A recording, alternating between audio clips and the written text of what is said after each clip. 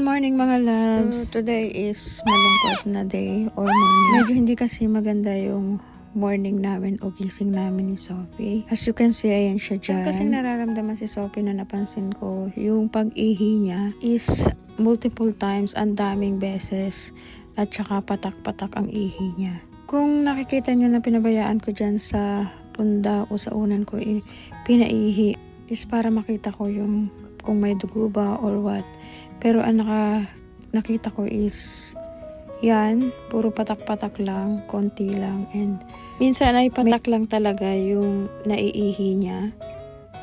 Well, para po sa mga nakakapanood na kung sa tingin nyo is disgusting to or hindi maganda sa paningin nyo na pinaiihi sa punda, is skip nyo na. Skip nyo na lang po yung video, nood na lang po kayo ng another vid. Actually, siya po ay potty train. Marunong po siya mag-pee sa kanyang litter box. May tendency lang po talaga na kapag hit siya or ganitong sitwasyon is naabutan siya kung saan. Kaya pinababayaan ko na lang po siya. Hindi ko siya pinipigilan po para mailabas yung kanyang ihi doon sa kung saan siya abutan. Well, dito nga po ay Ramadan, kaya ang mga clinic ay hindi full day bukas. Kaya nag-decide na lang ako na pumunta sa market na maghanap ng supplement sa mga ganitong sitwasyon. Bilang isang empleyado sa isang pet, ayon sa mga feedback ng mga customer at sa konti kong nalalaman, ang mga ganitong sitwasyon lalo na sa mga cat, maaari na magkaroon sila o meron silang urinary tract infection, kidney problem and diabetes.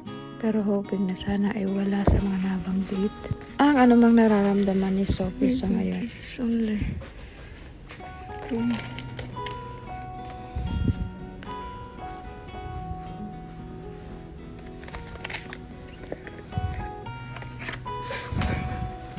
Walang wet food. Ito lang ang wet food nila. Shit, kahit try food wala din.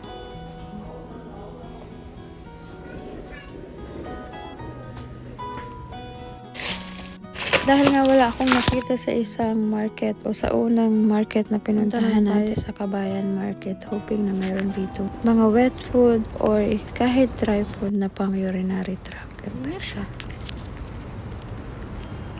Ang ating napamili.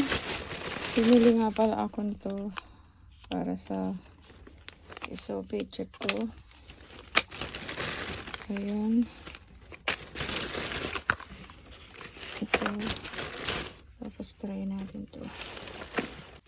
Dahil nga pumunta tayo ng market, ito ay magkonting haul muna tayo.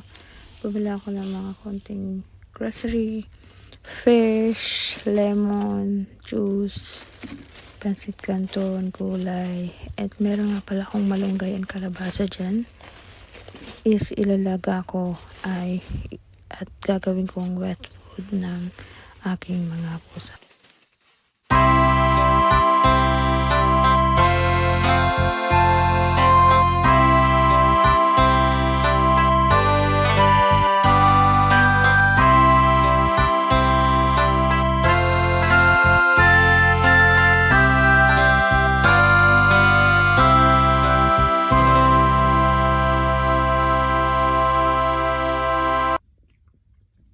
Ko na nga pagdating ko, ayan, papakainin ko sila.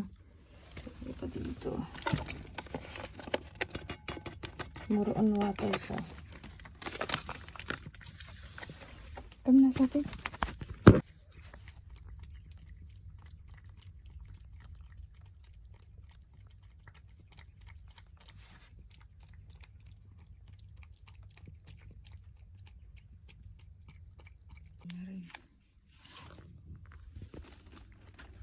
Sophie, ah. Sophie. Dali na. Oh, Sophie. Sophie. Hindi siya masyado kumakain. Uy.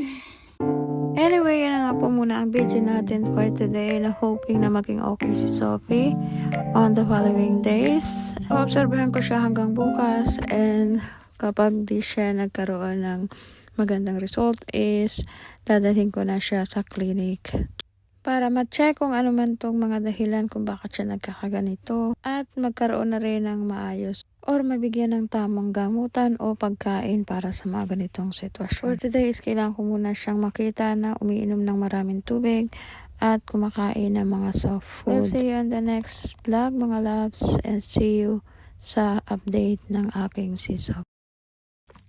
Yung mais ni ate mas matanda pa sa akin. Look naman. Ano yun? Kuhain natin.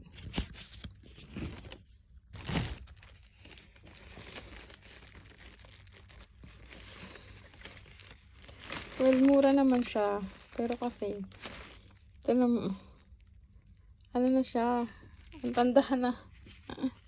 Tanda na siya, dude.